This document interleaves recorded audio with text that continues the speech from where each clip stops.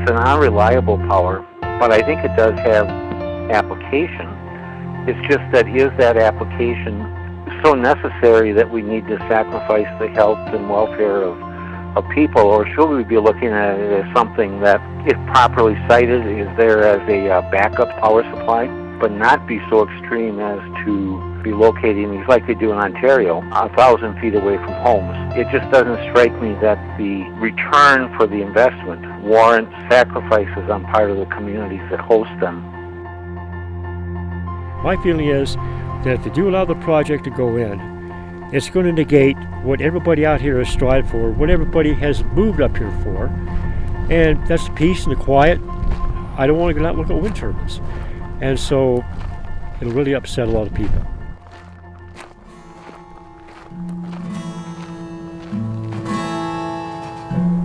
We feel that the Red Lake Area Plan was drafted to keep the area pristine like it is, and in that plan it mentioned that they realized and they knew that future development was going to happen, but they didn't put down the scale of what they were going to allow.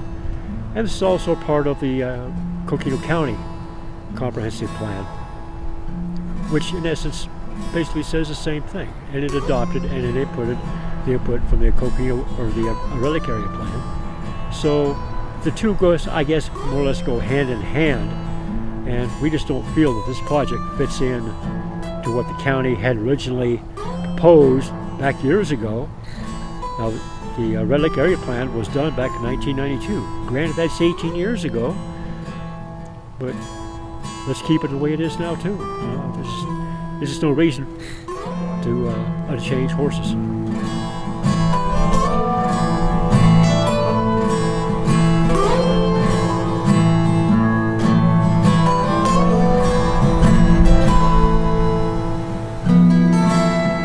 They basically came up with this study, said that State Highway 64 from Williams to the Grand Canyon should be kept as it is.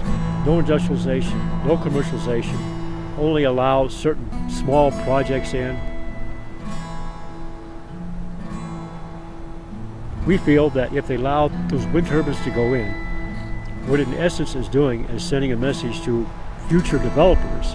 64 is wide open. You can put in a Walmart, you can put in a Home Depot, you can put in anything you want, and I don't think that the county can be selective. If you got to do it for one, you got to do it for all.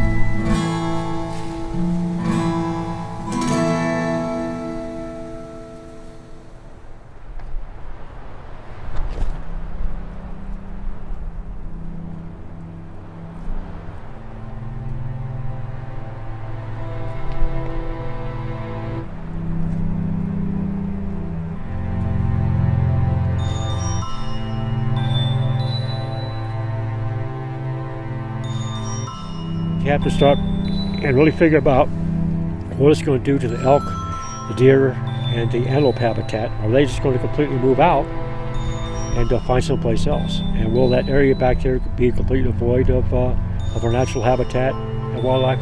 That we know now. We don't know. There's been studies done upon cattle, where cattle give misbirth, deformed cows caused by low frequency noise. And there was one farmer back in Ontario, Canada, that was forced to go out of business for loss of his cattle.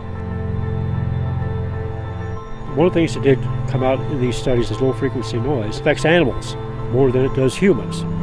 And it talks about the effects that it does on snakes. The snakes depend upon vibration to capture their prey. Well, these wind turbines are going to create some disturbance in the ground, so it's going to throw their habitat off.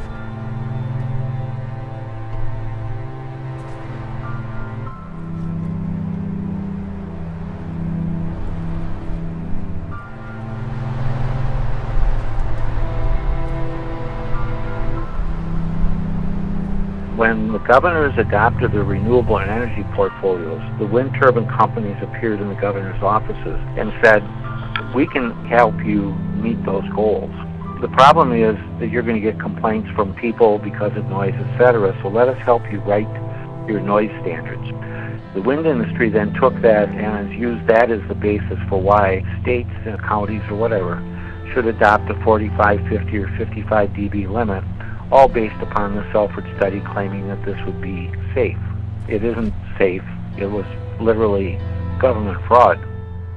At hub height at 262 feet, the decibel level measured on the dBA scale is a little bit less than 106 decibels. And that is the jet aircraft on takeoff, and that's the noise. But down around the ground, it's supposed to be about 40 to 45 decibels. 35 dBA is about the upper limit for a quiet rural or wilderness community.